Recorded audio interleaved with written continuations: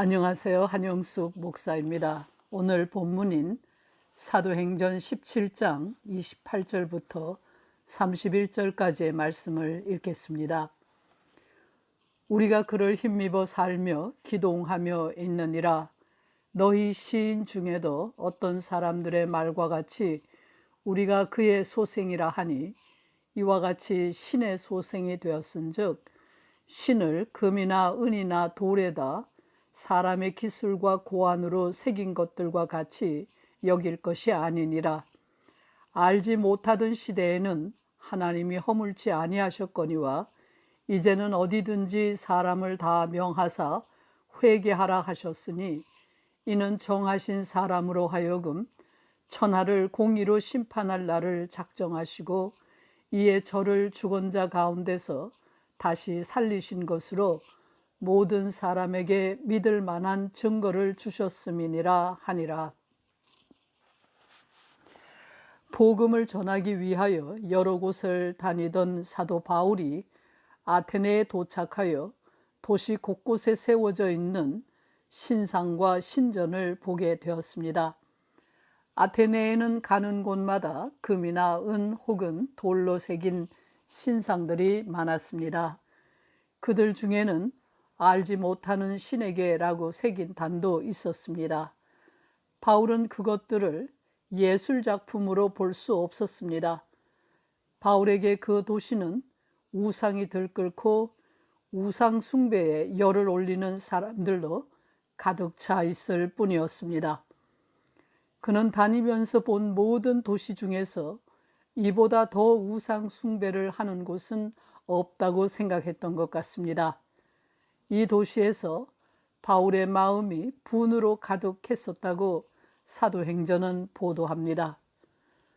사도행전 17장에는 사도 바울이 아테네에서 행한 설교가 수록되어 있습니다. 신을 찾으려는 사람들에게 사도 바울은 설교를 했습니다. 저들이 찾으려는 참 신을 가르쳐 주기 위한 설교였습니다. 아테네 시민에게 복음을 전하기 위해서는 유일신 하나님을 전하는 일부터 해야 했습니다. 천지를 창조하고 다스리고 심판하실 하나님이 존재한다는 사실을 모르며 죄인이 심판을 받고 영원한 형벌을 받게 된다는 사실을 알지도 못하는 사람들에게 구원받는 길을 전할 수는 없습니다. 창조주 하나님을 모르고 하나님의 뜻을 모르는 사람은 죄가 무엇인지를 모르는 것이 당연하기 때문입니다. 전지전능한 유일신 창조주 하나님을 전하지 않고서는 죄인을 구원하실 하나님의 독생자 예수 그리스도를 제대로 전할 수가 없습니다. 바울은 우주 만물을 지으신 하나님은 손으로 지은 건물에 계시지 않고 또 무엇이 부족한 것처럼 사람의 손으로 섬김을 받는 것이 아닙니다. 오히려 하나님은 만민에게 생명과 호흡과 모든 것을 주시는 분입니다. 하나님은 인류의 모든 족속을 한 혈통으로 만드셔서 온 땅에 살게 하시고 그들의 연대를 정하시고 거주의 경계를 한정하셨습니다. 이리 함으로써 인간이 하나님을 더듬어 찾아 발견하게 하셨습니다. 하나님은 먼데 계신 것이 아니라 가까이 계셔서 누구든지 하나님을 찾으려는 사람은 하나님을 만날 수 있습니다. 라고 설교했습니다. 그리스의 신들이 그러하듯이 인간이 만들어 놓은 신은 신이 아니라 인간이 추구하는 이상이나 욕망을 투사한 우상입니다. 그 때문에 모든 우상은 인간과 같이 한계를 지니고 있어서 서로 충돌하기도 하고 서로에게 끌리기도 합니다. 욕망의 투사에 불과한 우상을 신으로 숭배하는 것은 인간의 욕망을 극대화하는 행위입니다. 따라서 우상 숭배는 모든 죄의 근원이 됩니다. 우상 숭배자는 죄가 무엇인지 알 수가 없고 구원에 이를 수도 없습니다. 우상 숭배자에게는 욕망의 좌절과 그에 따른 고통이 있을 뿐입니다.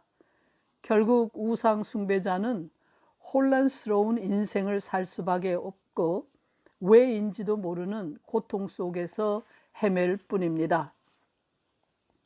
우리 한국인들은 우상 숭배에 있어서 그 누구에게도 뒤지지 않습니다. 그리스의 신들과 비교가 되지 않는 많은 신들을 가지고 있습니다. 우리의 마음 깊숙한 곳에 자리 잡고 있는 종교는 무속신앙입니다. 무속신앙으로 잡다한 귀신들을 모시고 섬기는 것은 자신의 욕망을 이루어 보려는 집념의 발로입니다. 게다가 우리의 전통 종교인 불교와 유교에는 신이 없습니다. 이들 종교가 신에 관해 말한다면 불교의 신은 불도를 닦는 자기 자신이 신이며 유교의 신은 상대적인 존재로서 자기보다 높은 자리에 있는 사람이나 어떤 대상이라고 할 수 있습니다. 귀신을 섬김으로 구원을 받을 수 없고 구슬하고 점을 치고 치성을 드리고 방을 붙이고 부적을 지니고 다녀도 세상을 마음대로 할 수 없는 고통에서 벗어날 길이 없습니다. 사찰을 찾아 부처상 앞에 3,000배를 드리고 면벽 10년의 돌을 닦아도 인생의 업보에서 벗어날 길이 없습니다. 유교의 경우도 마찬가지입니다. 만백성의 어버이요 하늘이라 불리는 군주의 자리에 올라 신적인 존재로 대접을 받아도 자기 자신이 일개의 인간임을 부정할 수가 없습니다.